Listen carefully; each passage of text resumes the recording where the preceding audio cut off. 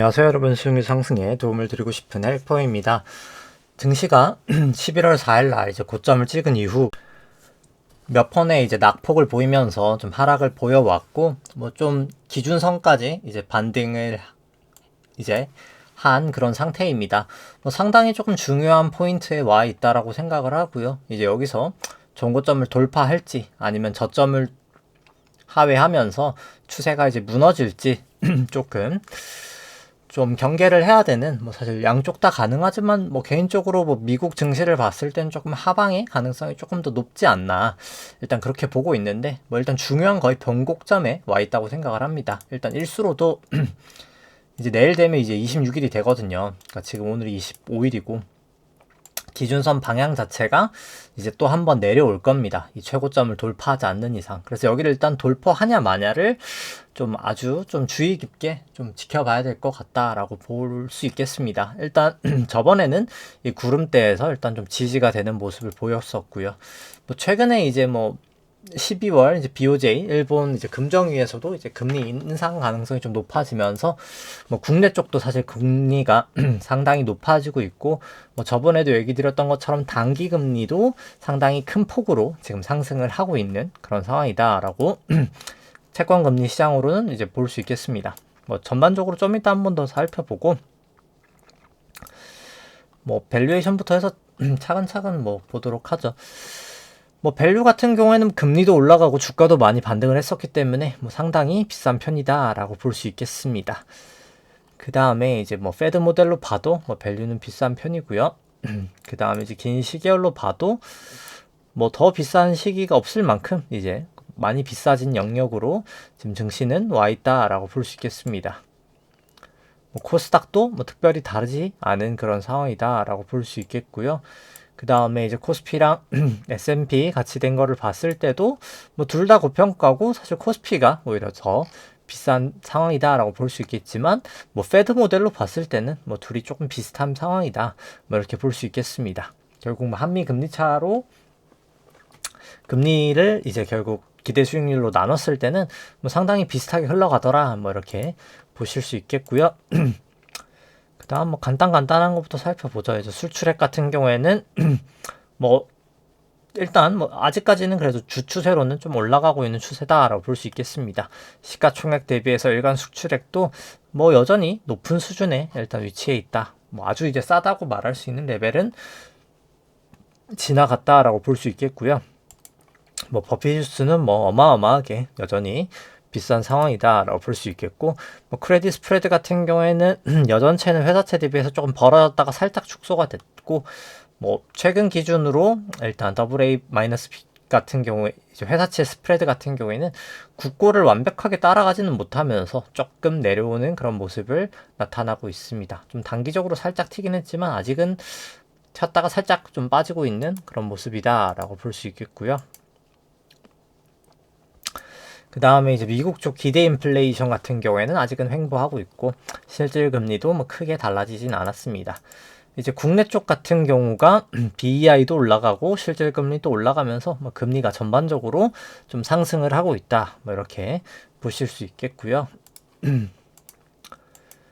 그 다음에 뭐 이제 상대 강도 살펴보면은 뭐 코인 쪽이 가장 좀 큰 폭으로 많이 떨어지면서, 원래는 뭐 몇백 프로까지도 상승을 했었던 게 다 이제 조금 하락을 했습니다. 이제 코스피 200을 사실 넘어서고 있는 거는 뭐 기계, 전기전자, 전기가스, 뭐 증권, 제조업 정도고, 증권이나 제조업은 뭐 사실 그냥 코스피 200 정도 수준까지 이제 하회를 하고 있어요. 그러니까 하회까지는 아니지만 그 정도까지 좀 내려왔습니다.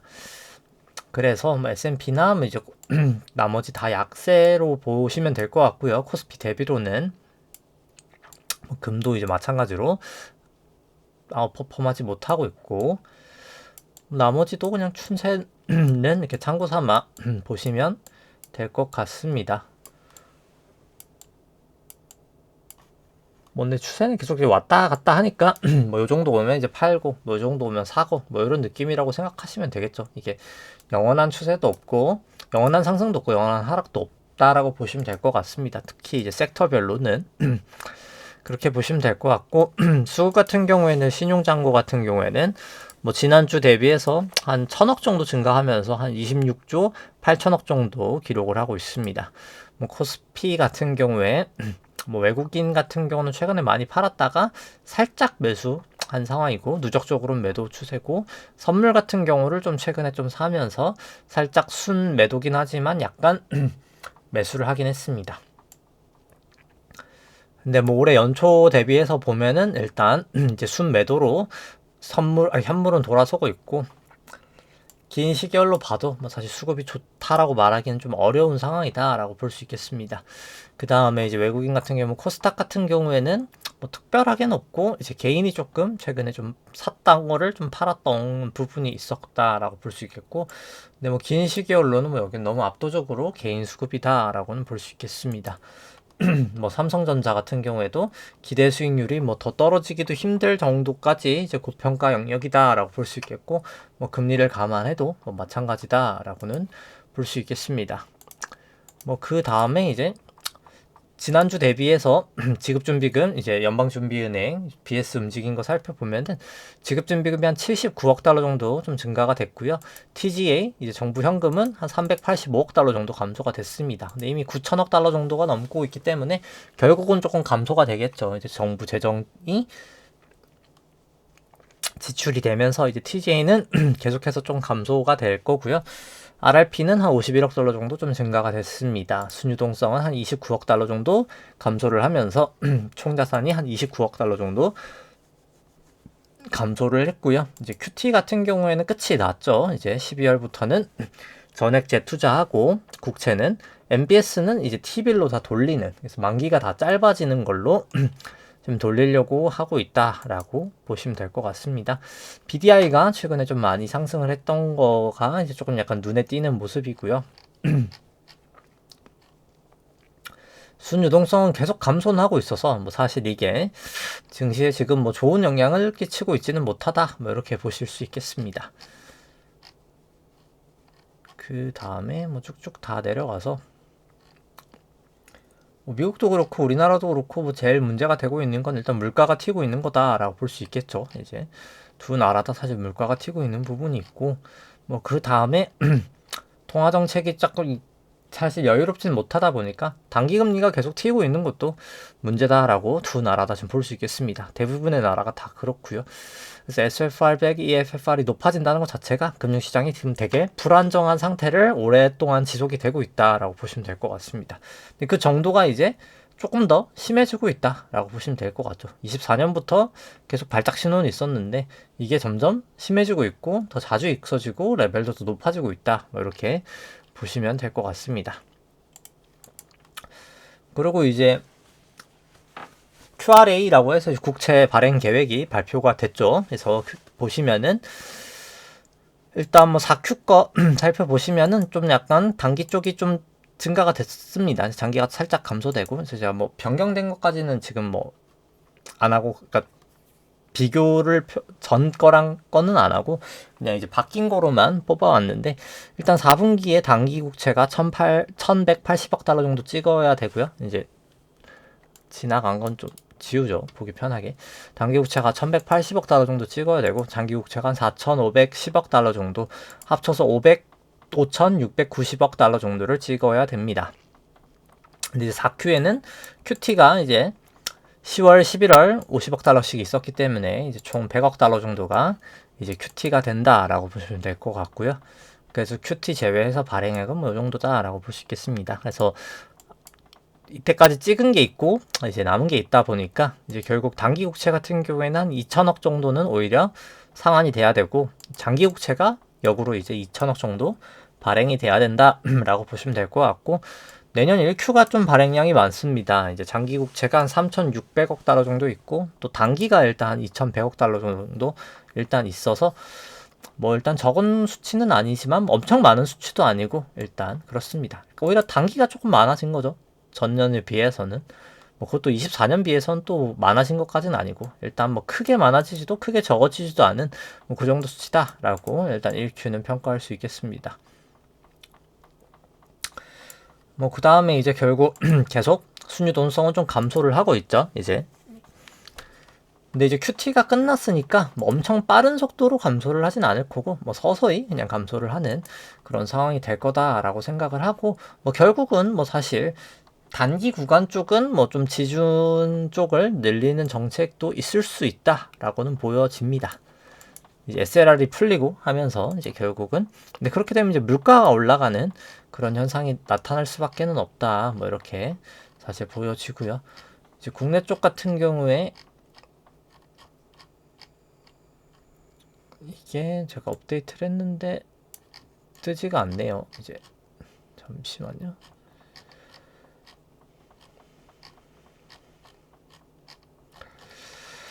이게 아무튼 뭐 다음 주에 한번 뭐 보여드리도록 하고 뭐 이만큼 해서 그런 쪽은 뭐 넘어가도록 하고요. 그 다음에 좀 지표들 살펴보면은 이제 금 같은 경우에는 뭐 다시 또 롱 추세로 일단 좀 돌아왔고 뭐 이제 WTI는 뭐 여전히 일단 숏 추세기는 합니다. 이제 그래서 뭐 추세 점수화 시켜보면 이제 금은 여전히 아직은 롱 추세고요. WTI는 다시 이제 숏 추세로 좀 돌아왔고 이제 금 같은 경우에는 조금 위험해 보이긴 합니다. 이제 고점을 넘기냐 안 넘기냐를 좀 봐야 될 거긴 한데 뭐 좀 불안한 모습이긴 합니다. 사실 추세는 롱이긴 한데 그냥 모습상으로는 조금 불안해 보이는 모습이 있다. 뭐 이렇게 보시면 될 것 같고 뭐 오비비도 그렇고 살짝 좀 불안한 모습이 있기는 합니다. 최근 들어서 좀 거래량도 많이 감소가 됐고요. 좀 불안한 반등이다. 뭐 약간 이렇게 표현할 수 있겠습니다. 뭐 WTI 같은 경우에는 뭐 특별하게 아직까지는 뭐 추세가 없다. 뭐 이렇게 보실 수 있겠고요. 뭐 지금은 뭐 딱히 추세는 없는 상황이다. 뭐 이렇게 볼 수 있겠습니다. 뭐 그 다음에 이제 기타 지표들 살펴보면 국내 이제 채권 시장은 다 이제 숏 추세였다라고 볼 수 있고 조금 빠르게 움직이는 이제 볼린저 50 같은 경우가 약간 롱 추세로 다시 좀 돌아갔다라고 볼 수 있겠고 미국은 조금 롱 추세 조금 더 가까웠다라고 볼 수 있겠습니다. 달러도 롱 추세, 애플도 롱 추세. 뭐 나머지는 조금 더 숏 추세에 가까웠다라고 볼 수 있을 것 같고요. 채권 금리는 여전히 일단 조금 숏 추세, 국고 10년도 숏 추세. 그 다음에 이제 미국고 10년 같은 경우에는 그냥 뭐 중립 정도에 있고 달러 원 같은 경우에는 달러 이제 롱이고 이제 삼성전자 같은 경우에는 오히려 숏으로 돌아섰고요. 그 다음에 이제 애플 같은 경우에는 롱 추세, 마이크로소프트 같은 경우에도 숏 추세, 엔비디아 같은 경우에도 이제 숏 추세다라고는 볼 수 있겠습니다. 그 다음에 이제 국고 3년물 같은 경우 넘어가 있죠. 크게 넘어가 있어서 좀 언제든 단기 조정은 좀 보여도 이상하진 않겠다. 이제 그렇게 보실 수 있겠습니다. 뭐 충분히 단기 조정 같은 경우에는 발생할 수 있는 그런 자리다라고는 보여지고요. 좀 긴 시계열로 10년짜리도 뭐 특별히 모습이 다르진 않습니다. 조금 금리는 한번 빠질 수는 있겠다. 이제 이렇게 보시면 될 것 같고요.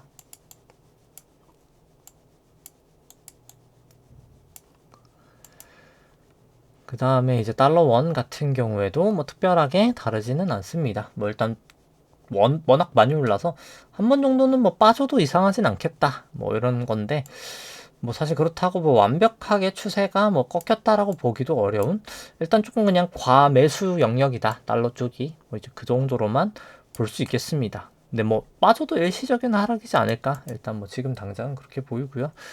그 다음에 삼성전자 같은 경우에도 뭐 추세가 많이 약해지기도 했죠. 이제 확실히 조금 그래서 볼린저도 모이고 있고 해서 조금 이제 불안한 모습이 나타나고 있는 그런 상황이다라고 보여집니다. 볼린저도 이제 안으로 들어오고 하면은 더더욱이 조금 위험한 모습이 나타날 수 있겠다. 뭐 이렇게 보여지고요. RSI도 뭐 좋아 보이진 않는 그런 상황입니다.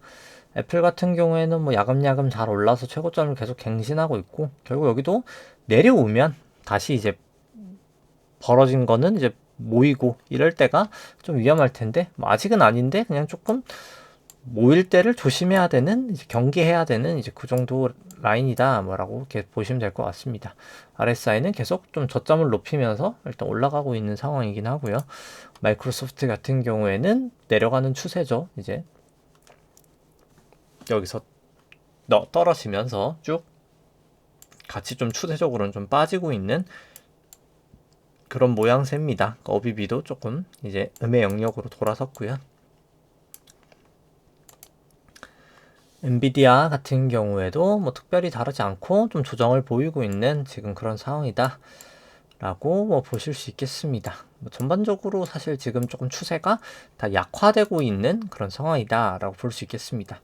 결국 다시 재돌파를 강하게 하든 밑으로 강하게 돌파를 하든 일단 지금 좀 준비 운동을 하고 있는 그런 느낌이다 라고 보실 수 있겠고, 코인은 뭐 최근 좀 반등을 하긴 했지만 여전히 일봉 추세로는 아직까지는 좀 숏 추세다 라고는 볼 수 있겠지만, 단기 추세는 일단 롱인 건 맞죠. 지금 아주 초단기로는.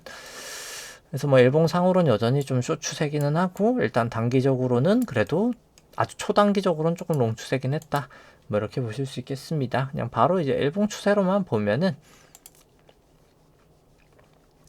일단 뭐 워낙 많이 하락을 했었기 때문에 좀 기술적 반등이 지금 나오고 있다, 이제 그렇게 보여집니다.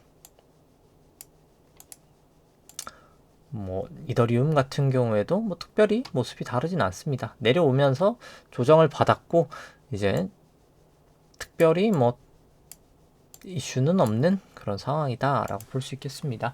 뭐 리플 같은 경우에도 뭐 마찬가지고요. 뭐 특별히 다르지 않은 모습을 나타내고 있다, 뭐 이제 그렇게 보실 수 있겠습니다. 뭐 그 다음에 이제 지수 살펴봐도 뭐 여전히 아직까지는 롱추세긴 롱추세고요. 근데 이제 롱추세였던 게 조금씩은 약화가 되고 있다, 이제 이렇게 볼 수 있겠습니다. 그래서 뭐 나스닥은 뭐 아직까지 숏추세, 이제 나머지는 이제 좀 중립, 코스닥만 롱추세, 뭐 일단 정책적인 효과로 일단 뭐 그렇게 보실 수 있겠고요. 120분봉 나스닥 같은 경우에는 일단 단기적으로는 조금 롱추세로 다시 돌아섰습니다. 추세 같은 경우에는 이제 나스닥도 오히려 숏이고, S&P는 그냥 중립, 코스피는 중립, 그 다음에 이제 코스닥은 좀 아직은 롱, 뭐 이렇게 보실 수 있겠고요. 그냥 바로 이제 120분봉 나스닥 현물로 보면은 뭐 일단 거의 다이는 영역까지는 왔기 때문에 뭐 이제는 조금 조심을 해야 될 때가 나스닥은 온 게 아닌가. 이제 여기서 변곡점에서 돌파가 되면서 이제 강하게 올라가느냐 아니면 내려가느냐인데, 뭐 조금 하방의 가능성이 지금은 조금 더 커 보이지 않나. 근데 일단 뭐 보고 대응은 해야 되겠지만 일단 좀 주의를 해야 될 영역에 왔다라고는 보여지고요. 그 다음에 이제 나스닥 일본 같은 경우에 이제 변동성이 이제 밴드 폭이 좀 좁아들고 있는 거죠. 이제 결국 좁았다가 다시 벌어지면서 변동성이 좀 커질 거라고 보여집니다. 뭐 이격 이런 것도 이제 많이 해소가 됐기 때문에 조금 다시 한번 좀 조심할 때가 오지 않았나 생각을 합니다. 오비비도 그렇고 조금 조심해야 될 모습을 나타내야 되겠다, 뭐 이렇게 생각이 들고요. S&P는 뭐 특별히 다르진 않고요. 그 다음에 코스피 같은 경우에는 뭐 120분봉 살펴보면 뭐 여기도 뭐 특별하게는 뭐 이슈가 없기는 합니다. 조금 화면이 좀 늦게 뜨기는 하네요. 뭐 RSI도 그렇고 뭐 특이사항은 없고요. 뭐 코스닥도 뭐 마찬가지입니다. 그 다음에 이제 코스피 같은 경우에는 쭉쭉 둘 다 내려왔기 때문에 이제 좀 주의할 영역이 되지 않았나. 여기도 벌어져 있고 해서 좀 주의할 영역이 되었다라고 보여주고요. 많이 올라간 만큼 사실 또 떨어지면 크게 이제 조정을 받을 수 있기 때문에 좀 조심을 하는 게 맞지 않나 생각을 합니다. 뭐 코스닥 같은 경우에도 마찬가지로 다 벌어져 있기 때문에 벌어져 있고 좀 많이 이제 주의를 해야 될 그런 영역으로 지금 지수들이 다 와 있는 게 아닌가, 이제 그렇게 생각을 합니다. 좀 공격적으로 해도 결국 돌파를 하고 사는 게 맞겠다라고 보시면 될 것 같고, 일단 뭐 제일 중요한 건 내일 이제 이 기준선에서 돌파가 어디로 되느냐가 가장 중요하겠죠. 이제 그게 가장 포인트일 것 같습니다. 그래서 일단 그게 가장 중요점이고, 일단 최근에서 거래량이 상당히 감소했다, 뭐 이렇게 보실 수 있겠죠. 거래량이 20봉 거래량이 지금 50거래량을 하회하고 있기 때문에 거래량은 좀 상당히 감소했다. 반등을 하지만 거래량 감소한다는 것 자체가 일단 좀 긍정적이지는 못한 그런 모습을 나타내고 있습니다. 그 다음에 이제 코스닥 150 같은 경우에는 뭐 최근 정책적 이슈 때문에 좀 돌파를 했고요. 일단 볼린저 상단까지는 와 있습니다. 코스피보다는 훨씬 모습이 나은데 여기도 일단 근데 조금 우려인 거는 전선 기준선 붙어 있긴 하죠. 이제 호전까지는 아니기 때문에. 근데 이제 뭐 여기도 아직까지는 뭐 추세적으로는 문제는 없고 결국 기준선 밑으로 하회하면 이것도 조심을 해야 되는 그런 상황이지 않을까 생각을 합니다. 이제 결국 미국 쪽이 가장 조금 우려가 되긴 하고요. 요 조정을 아마 지금 되돌린 게 아닐까라고 높은 좀 확률로 좀 보고 있는데 결국 그게 아니다라고 판명이 되려면 이제 고점을 다시 넘기면 됩니다. 그래서 매수를 한다고 쳐도 이제 고점을 매수하고 하는 게 맞을 텐데 일단 전선 기준선 역전도 되고 기준선 방향도 빠지고 있어가지고 뭐 확실히 좀 전에 비해서 많이 약화가 됐죠. 그러니까 왜냐면 기준선이 단 한 번도 여기서 올라가는 동안 기준선이 하락한 적이 없습니다. 그러다가 이제 기준선이 여기서 하락을 했어요. 이제 그래서 여기에 비해서는 지금 추세가 상당히 약한 그런 상황이다라고 볼 수 있겠습니다. 그러니까 조심할 필요가 충분히 있는 거죠. 이제 다우도 뭐 마찬가지고요. 그 다음에 뭐 나머지 특별히 다르지 않고요. 그 다음에 뭐 필라델피아 반도체도 결국 여기를 넘냐 마냐가 좀 중요 포인트인데 일단 기준선 방향은 좀 내려오고 있다. 뭐 이렇게 보실 수 있겠습니다. 뭐 니케이도 마찬가지고요. 유로스톡스도 결국 여기를 넘냐 마냐가 일단 중요 포인트일 거라고 보여지고 뭐 항생도 마찬가지입니다. 일단 좀 추세가 좋아 보이진 않고요. 항생은 확실히 상해종합도 좀 많이 꺾여 있는 그런 상황이다 라고 볼 수 있겠습니다. 달러 인덱스는 오히려 조금 약화가 되고 있죠. 이제 아무래도 이제 연준 쪽 이제 의장이 상당히 이제 비둘기파적인 인물이 될 확률이 지금 높아지고 있고 뭐 사실상 확정이 됐기 때문에 달러가 지금 강하지 못하고 있는 그런 현실이다. 뭐 이렇게 보실 수 있겠죠. 이제 그럼에도 불구하고 원화도 약세기 때문에 원화가 또 이제 아주 약해지진 못하는 이런 아이러니한 지금 그런 상황이 펼쳐지고 있고 위안화는 계속 강세가 되고 있긴 한데 이게 사실 언제까지 이럴 수 있을까에 대한 사실 좀 염려는 있기는 합니다. WTI는 뭐 계속해서 일단 계속 약세 추세에 있고요. 뭐 금 같은 경우에는 오늘이 되게 중요한 포인트지 않을까라고 생각을 합니다. 여기서 이제 어떻게 가늘지가 뭐 개인적으로는 이렇게 조정을 이미 떨어지고 ABC 조정을 하고 지금 좀 하락의 영역으로 가는 게 아닌가 뭐 일단 좀 그렇게 좀 쳐다보고 있긴 하고요. 삼성전자도 벌린저 상단도 터치했기 때문에 조금 많이 조심을 해야 될 영역에 지금 와 있다. 전환선 기준선 역전됐고 3일 동안 고가를 갱신 못하면 이제 기준선 자체도 떨어질 거란 말이죠. 이제 추세 방향도 바뀔 수 있는 좀 리스크에 처해 있다라고 보시면 될 것 같고 애플은 뭐 아직까지는 잘 가고 있습니다. 그래서 뭐 기준선 뚫리지 않는다라고 치면은 뭐 특별히 아직까지는 이슈는 없다. 뭐 이제 그렇게 볼 수는 있겠습니다. 그래서 뭐 이제 계속 결국 지금 시장에서 가장 큰 악재는 단기 금리가 튀고 있다라는 겁니다. 결국 그 말이 결국 유동성이 고갈이 되어 가고 있다라고 나타낼 수 있는 거고요. 미국은 이제 그거를 타개하기 위해서 결국 SLR을 풀고 QT도 끝냈고 아마 이제 낫QE라고 이제 조롱받는 그 단기 국채 매입도 실시를 할 거라고 생각합니다. 근데 중요한 건 SLR을 풀면서 하기 때문에 결국 뭐 내년 하반기 정도 되면 이제 물가가 치솟을 거라고 생각합니다. 이제 미국은 그나마 그래도 대처라도 할 수 있긴 한 거죠. 근데 이제 우리나라 같은 경우에는 예대율이 다 찼고 결국 은행 쪽에서도 자금이 없어서 지금 은행 CD랑 예금 금리 이제 뭐 다 올라가고 있는 상황이거든요. 여기서 이제 해결할 수 있는 유일한 방법은 본원 통화를 또 찍는 건데, 그러니까 통화량을 또 찍는 건데 이제 그러면 이제 환율이 못 버텨줄 테니까 결국은 이제 문제가 생길 수밖에 없는 지금 그런 상황에 이제 국내도 좀 처해 있다라고 생각을 합니다. 뭐 이제 정말 좀 추세가 많이 하향이 됐기 때문에 좀 방어적인 전략을 취하시는 게 필요하지 않을까 생각하고요. 네, 오늘 방송 여기까지 하도록 하겠습니다. 네, 좋아요와 구독 눌러주시면 감사하겠습니다. 이상입니다.